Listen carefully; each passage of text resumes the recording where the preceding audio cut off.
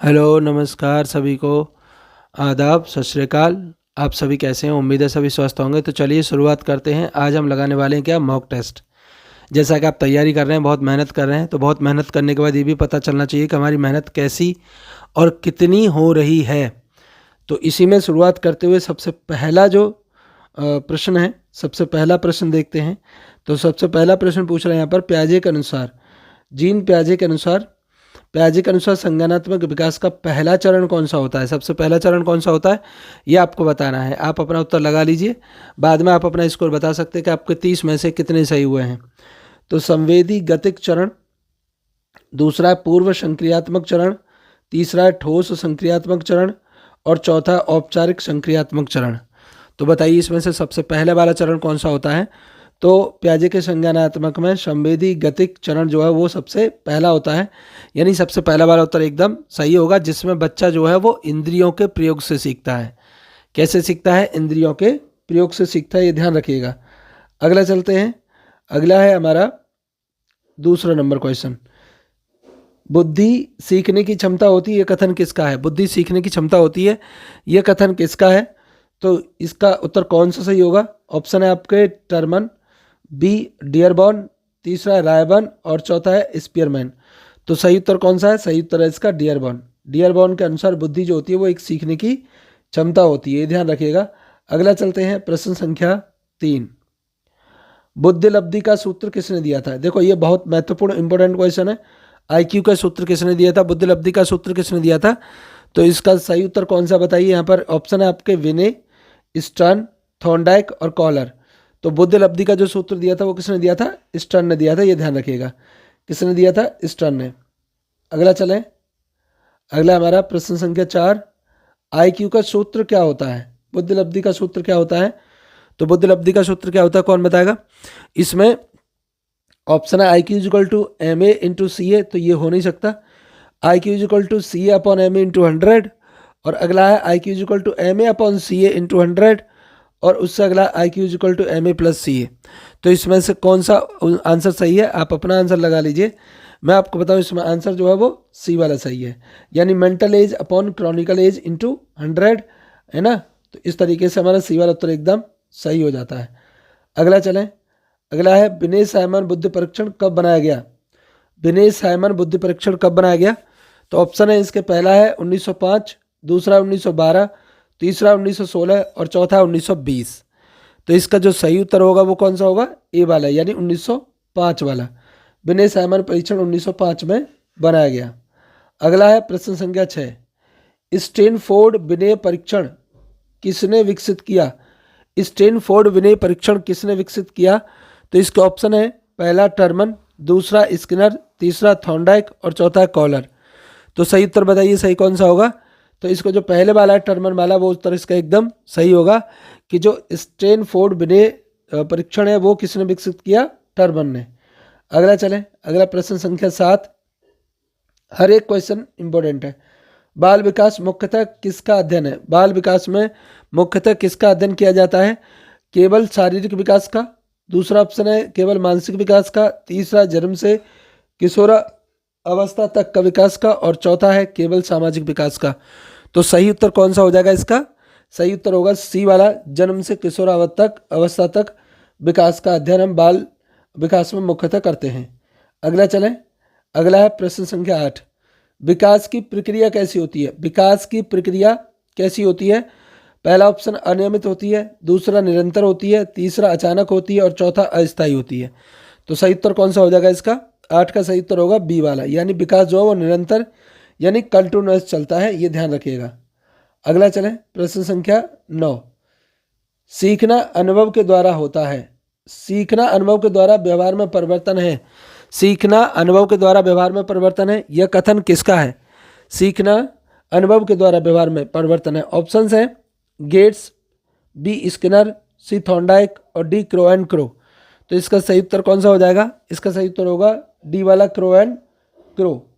Crow and crow के अनुसार सीखना जो है वो अनुभव में परिवर्तन होता है। अगला, थॉर्नडाइक का सिद्धांत क्या कहलाता है? थॉर्नडाइक का सिद्धांत क्या कहलाता है? तो इसका सही उत्तर कौन सा हो जाएगा? ऑप्शन है अंतर्दृष्टि का सिद्धांत, प्रतिनियमन त्रुटि का सिद्धांत, अनुकरण का सिद्धांत और संज्ञानात्मक सिद्धांत। बताइए थॉर्नडाइक का सिद्धांत क्या कहलाएगा? तो इसका सही उत्तर होगा हमारा बी वाला, यानी प्रयत्न एवं त्रुटि का सिद्धांत। प्रयत्न एवं त्रुटि का सिद्धांत किसने दिया था? थॉर्नडाइक ने। आगे चलें, प्रश्न संख्या 11। कॉहलर किस सिद्धांत से संबंधित है? कॉहलर किस सिद्धांत से संबंधित है? तो इसका ऑप्शन है अंतर्दृष्टि से, व्यवहारवाद से, अनुकरण से या परीक्षण सिद्धांत। तो कॉहलर किस सिद्धांत से संबंधित है? इसका सही उत्तर होगा आपका ए वाला, अंतर्दृष्टि सिद्धांत से। किससे? अंतर्दृष्टि सिद्धांत से। कॉहलर ने बंदर पर एक्सपेरिमेंट किया था जिसका नाम था सुल्तान। चिंपांजी जो था उसका नाम पूछा जाता तो ध्यान रखिएगा क्या नाम था उसका? सुल्तान था। अगला चलें, अगला है प्रश्न संख्या 12। सीखना अनुकरण द्वारा होता है, यह कथन किसका है? सीखना अनुकरण द्वारा होता है, यह कथन किसका है? या अनुकरण के द्वारा सीखते हैं कथन किसने कहा था? तो इसमें ऑप्शन है बंडूरा, थॉर्नडाइक, स्किनर और गेस्टाल्ट। तो सही ऑप्शन होगा बी वाला, यानी थॉर्नडाइक। थॉर्नडाइक के अनुसार सीखना जो है वो अनुकरण द्वारा होता है। अगला चलें, अगला है प्रश्न संख्या 13। प्रेरणा का अर्थ है, प्रेरणा का अर्थ क्या होता है? तो प्रेरणा के अर्थ का ऑप्शन दे के पढ़ाना, सीखने की इच्छा उत्पन्न करना, अनुशासन करना या परीक्षा लेना। तो प्रेरणा का सही मायने में जो उत्तर होता है वो होता है आपका सीखने की इच्छा उत्पन्न करना। सीखने की इच्छा उत्पन्न करना क्या होगा? प्रेरणा का अर्थ होगा, ये ध्यान रखिएगा। अगला चलें, अगला हमारे पास प्रश्न संख्या 14। कक्षा में व्यक्तिगत भिन्नता का अर्थ है। कक्षा में व्यक्तिगत भिन्नता का अर्थ है, तो इसका ऑप्शन है सभी बच्चे समान होते हैं। तो भिन्नता कैसे हो गई?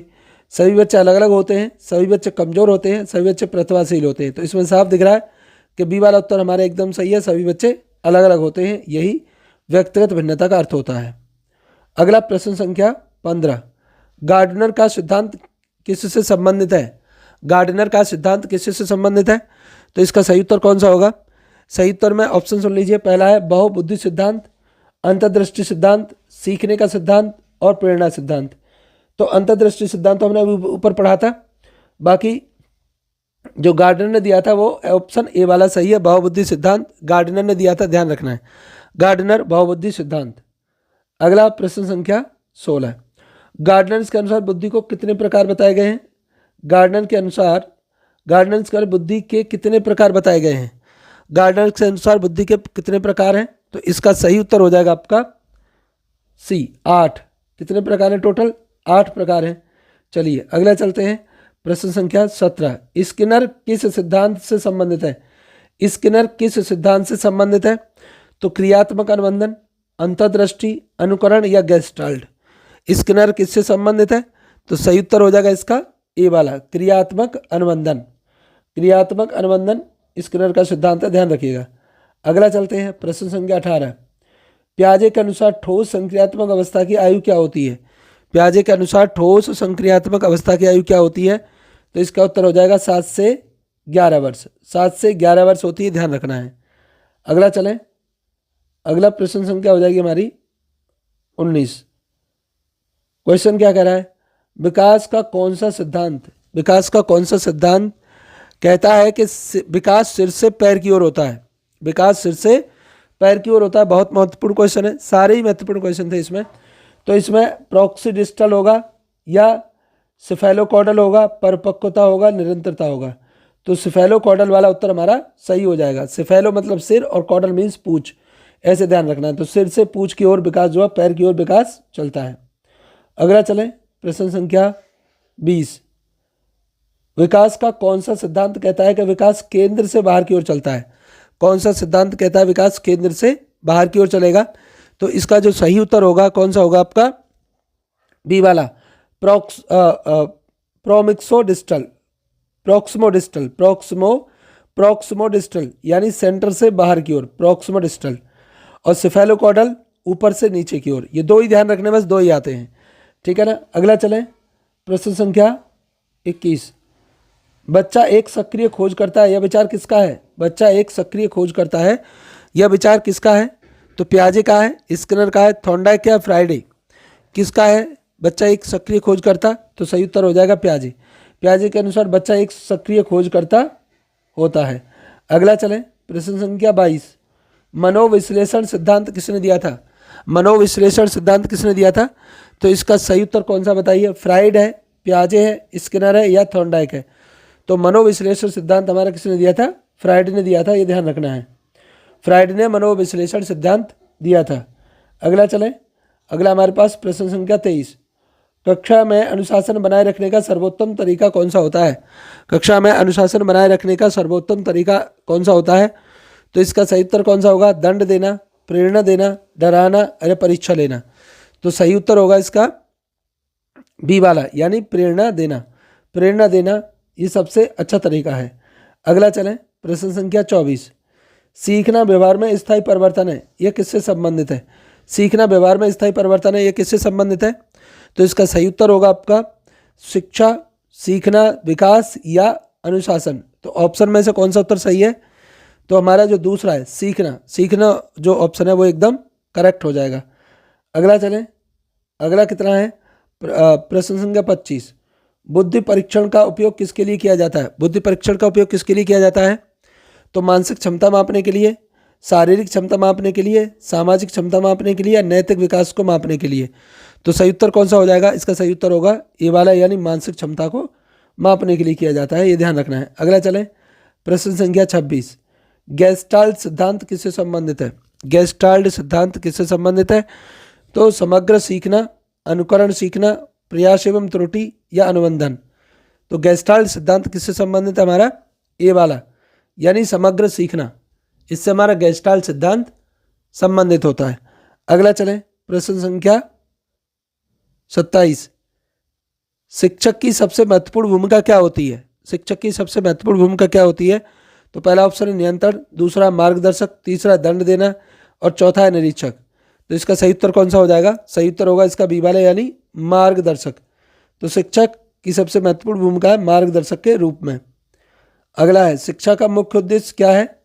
शिक्षा का मुख्य उद्देश्य क्या है? तो इसका सही उत्तर कौन सा होगा? ऑप्शन सुनिए, पहले ज्ञान देना, सर्वांगीण विकास, परीक्षा पास कराना या अनुशासन कराना। तो सही उत्तर होगा इसका बी वाला, यानी सर्वांगीण विकास। अगला है प्रश्न संख्या 29। खेल के माध्यम से सीखना किस स्तर के लिए सबसे अधिक उपयोगी है? खेल के माध्यम से सीखना किस स्तर के लिए सबसे उपयोगी है? प्राथमिक स्तर, माध्यमिक स्तर, उच्च स्तर या विश्वविद्यालय स्तर। तो इसका सही जो ऑप्शन होगा वो कौन सा होगा? हमारा 29 का ए वाला, यानी प्राथमिक स्तर। प्राथमिक स्तर पर खेल के माध्यम से सीखना सबसे अधिक महत्वपूर्ण है। अगला चलें, प्रश्न संख्या 30। समावेशी शिक्षा का अर्थ है। समावेशी शिक्षा का क्या अर्थ है? तो इसमें ऑप्शन दे रखे हैं, केवल प्रतिभाशाली बच्चों के लिए सीखना शिक्षा, केवल कमजोर बच्चों के लिए शिक्षा, सभी बच्चों को साथ पढ़ाना, केवल सामान्य बच्चों को पढ़ाना। तो समावेशी का मतलब होता है सभी बच्चों को एक साथ पढ़ाना। तो हमारा कौन सा उत्तर सही हो जाएगा? हमारा उत्तर सही हो जाएगा आपका सी वाला, सभी बच्चों को साथ पढ़ाना। ठीक, आप अपना स्कोर बता सकते हैं कमेंट सेक्शन में कि आपके कितने मार्क्स आए 30 में से। ठीक है जी, फिर मिलेंगे एक नई वीडियो के साथ, तब तक के लिए नमस्कार।